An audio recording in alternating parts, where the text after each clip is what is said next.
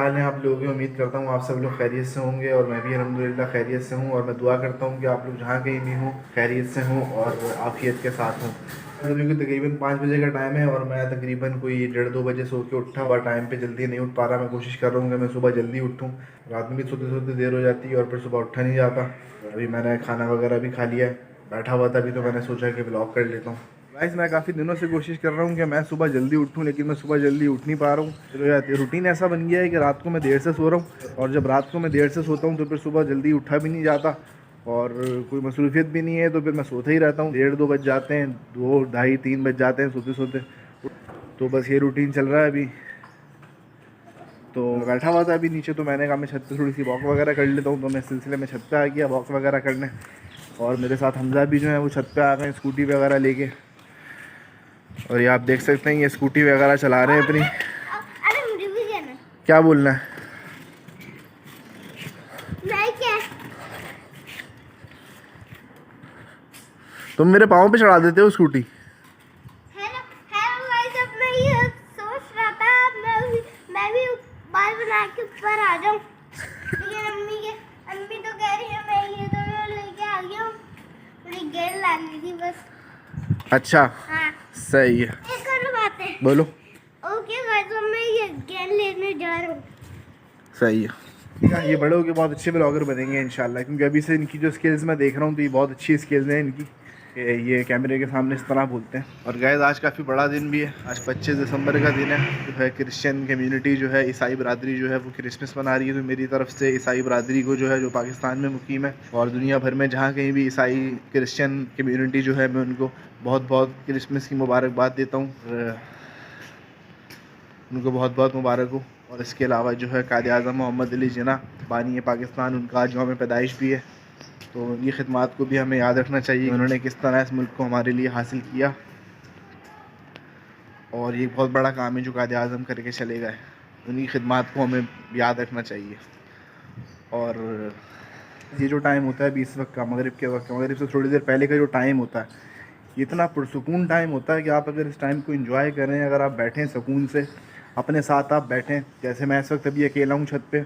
हमजा को नीचे बुला लिया अम्मी ने, क्योंकि अजानों के टाइम पे बड़े कहते हैं कि छोटे बच्चों को अजानों के टाइम पे जो है घर से बाहर नहीं होना चाहिए, छत पर खुले जगह पर भी नहीं होना चाहिए, क्योंकि सारी मखलूक़ात जो हैं वो अपनी जगहों पर वापस लौट रही होती हैं। तो मैं ये अपनी वालदा से सुनता हुआ आ रहा हूँ कि जो भी मखलूक़ात होती हैं वो अपनी अपनी जगहों पे जा रही होती हैं, वापसी अपने अपने घरों की राह ले रही होती हैं इस टाइम। और इस टाइम कहते हैं कि दोनों वक्त मिल रहे हैं। तो इस तरह की बात। तो हमज़ा को इस वजह से अम्मी ने नीचे बुला लिया क्योंकि अज़ानें होने वाली हैं। तो मैं आपसे ये कह रहा था गाइस कि ये जो टाइम होता है ना, इस टाइम इतना सुकून होता है। इस टाइम आप अपने साथ बैठें, किसी चीज़ के बारे में आप सोच रहे हो, कोई फ़ैसला लेना चाह रहे हो आप, तो आप इस टाइम जो है ना आप बैठें। इस टाइम अगर आप जाए नमाज़ वगैरह पे बैठ जाएँ, इबादत वगैरह कर रहे हैं आप, अगर आप बैठ के सुकून से ठंडे दिल से किसी भी चीज़ के हवाले से आपको फ़ैसला लेना हो, तो ये वो टाइम है। एक सुबह का टाइम, एक ये टाइम और एक रात का टाइम। तो ये बड़े पुरसकून टाइम होते हैं। तो इस वक्त जो है ना बड़ा सुकून होता है। चारों तरफ से जो है अज़ानें होना शुरू हो जाएंगी। तो ये देखें आप,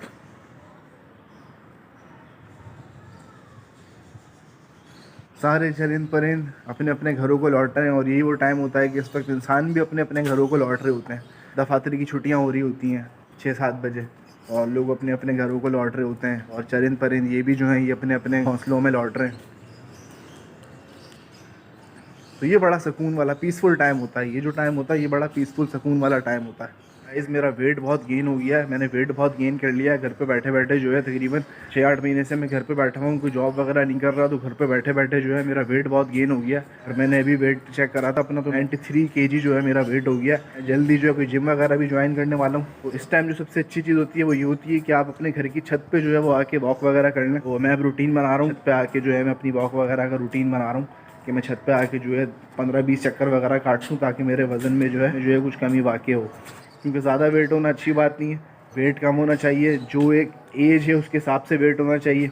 और मेरा वेट अभी ज़्यादा है। अज़ानें होना शुरू हो गई हैं, मगरिब की अज़ान है। ये पहली अज़ान की आवाज़ आपको आ गई होगी।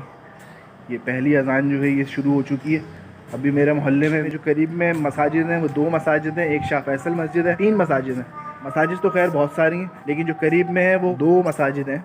जामा मस्जिद मदीना की और एक अबू हनीफा मस्जिद है, वहाँ की अज़ान होगी। और ये देखें इतना पुरसुकून टाइम होता है, इतना पीसफुल टाइम होता है ये, अल्हम्दुलिल्लाह। ये एक और अज़ान ये मदीना मस्जिद की अजान है।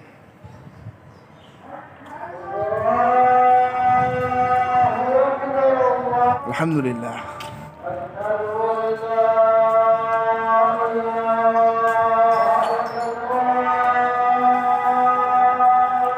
तो ये आप अजान सुन सकते हैं।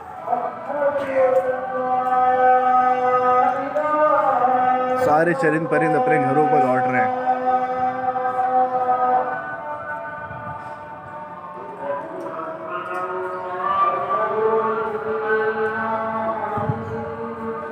अल्हम्दुलिल्लाह अब तमाम मसाजिद के अंदर जो है वो अजान होना शुरू हो गई है। सारी मसाजिद के अंदर अजान हो रही है। इस टाइम की मैं बात कर रहा था कि ये जो टाइम होता है, अजान के टाइम बात नहीं करनी चाहिए, लेकिन मैं आपको बताना चाहूँगा कि इस टाइम की मैं बात कर रहा था जिस वक्त तमाम मसाजिद में अजानें हो रही होती हैं। ये बड़ा पुरसकून लम्हा होता है।